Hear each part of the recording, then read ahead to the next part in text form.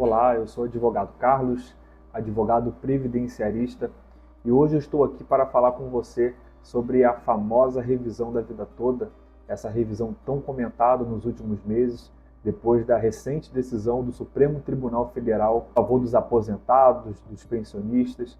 Então nós vamos falar um pouco sobre essa revisão hoje. Quem ainda não é inscrito no canal, não se esqueça de clicar aqui, se inscrever, de acionar o sininho para receber as notificações e de deixar o like aqui nesse vídeo, é claro, se você gostou. Eu vou projetar aqui a minha tela com vocês. Esse aqui é um artigo que consta lá no site do escritório, que fala sobre a revisão da vida toda. Se você tiver interesse, eu vou deixar o link aqui na descrição para você poder acessar e ler os detalhes com mais calma, até para a gente não perder muito tempo e o vídeo não ficar muito longo. Então vamos lá, inicialmente, o que é essa revisão da vida toda, o porquê que ela existe, o que é essa tese da revisão da vida toda. Vamos lá, nós precisamos voltar um pouco no tempo. Em 1991, exatamente em 24 de julho de 1991, foi editada a Lei 8.213 de 91, que é a lei que institui o Plano de Benefícios da Previdência Social. Quando foi instituída essa lei, ela inaugurou uma sistemática de cálculo que era o seguinte: no PBC, que é o período básico de cálculo, ou seja, que aquele período de contribuições que são consideradas para se chegar à renda mensal do benefício, essa lei estipulou que nesse PBC, nesse período básico de cálculo, iria considerar somente as 36 últimas contribuições do segurado. Conforme consta aqui, as 36 últimas contribuições do segurado.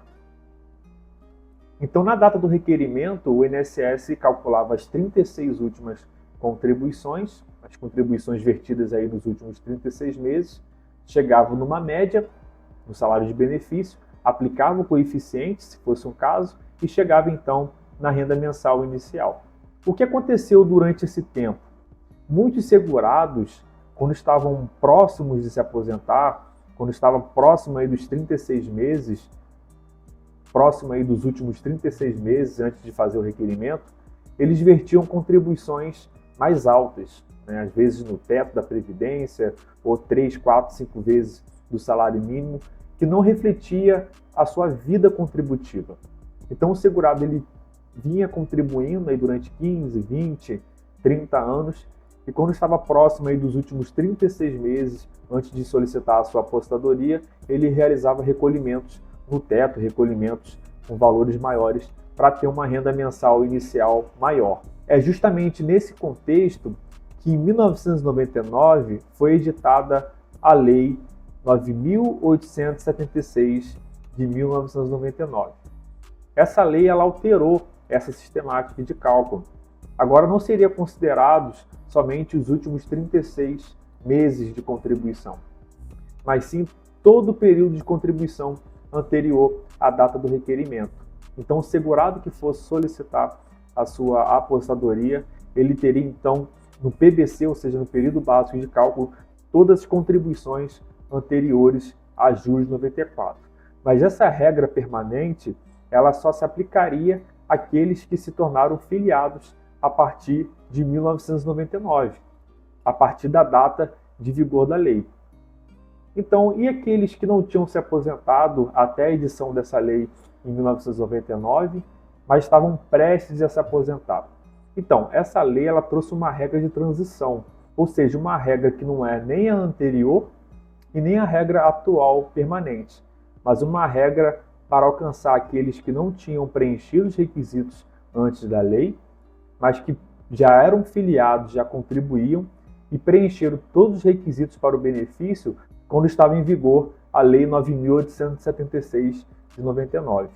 Essa regra de transição, ela estabeleceu que não seriam mais as 36 últimas contribuições e também não seria mais todo o período contributivo.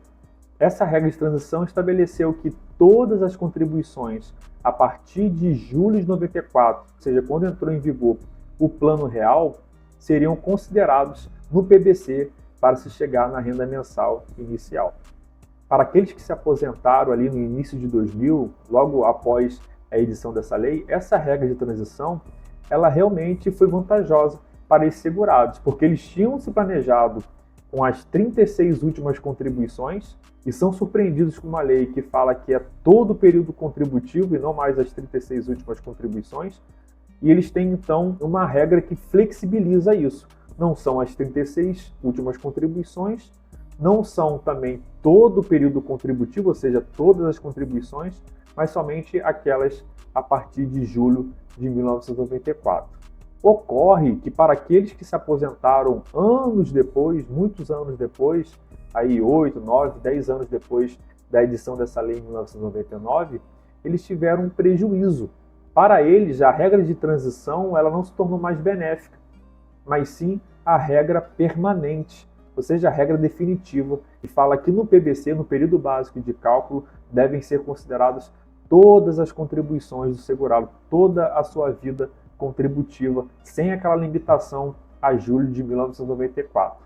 Então a tese da revisão da vida toda surge justamente para esses segurados, essas pessoas que tiveram salários de contribuição altos antes de julho de 1994, ou seja, antes do Plano Real, lá no Cruzeiro, Novos Cruzados, e que, portanto, faz com que a sua renda mensal inicial ela aumente. Essa tese da revisão da vida toda, ela foi discutida em vários processos judiciais espalhados aí por todo o Brasil, chegou nos tribunais superiores, no Superior Tribunal de Justiça, que decidiu favoravelmente aos segurados, aos aposentados, aos pensionistas, e também chegou no Supremo Tribunal Federal, que também decidiu favoravelmente aí aos aposentados e aos pensionistas. Aqui nós temos a parte da jurisprudência, né? O Supremo Tribunal Federal, no tema 1102, decidiu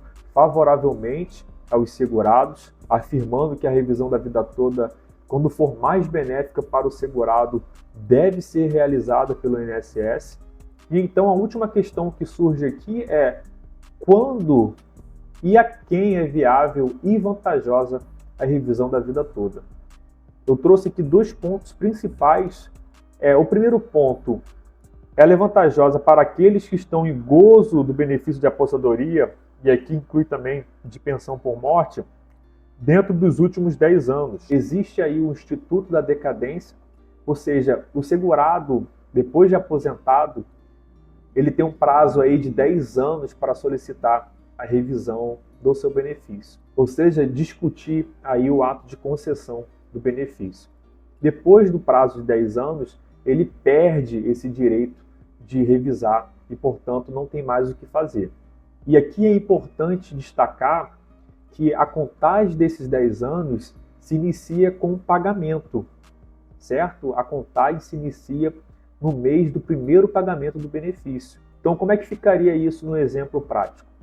Se um segurado fez um requerimento, por exemplo, em fevereiro de 2013, e ele teve o benefício concedido em abril de 2013, porém, o pagamento só ocorreu em maio de 2013. Então, como a gente tem aqui o primeiro pagamento ocorrendo em maio de 2013, a contagem começa no primeiro dia do mês subsequente. Então, qual é o mês seguinte? A maio é junho.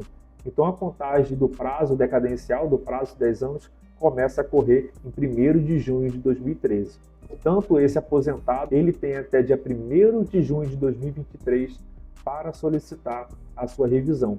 Depois desse prazo, ele não poderá mais solicitar porque ocorreu a decadência dos 10 anos. Nesse pequeno vídeo, então, eu tentei explicar um pouco aí sobre a revisão da vida toda.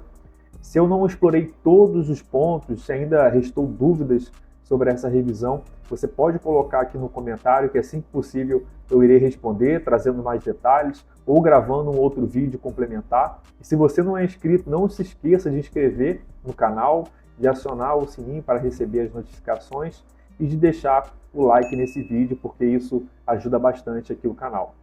Até a próxima!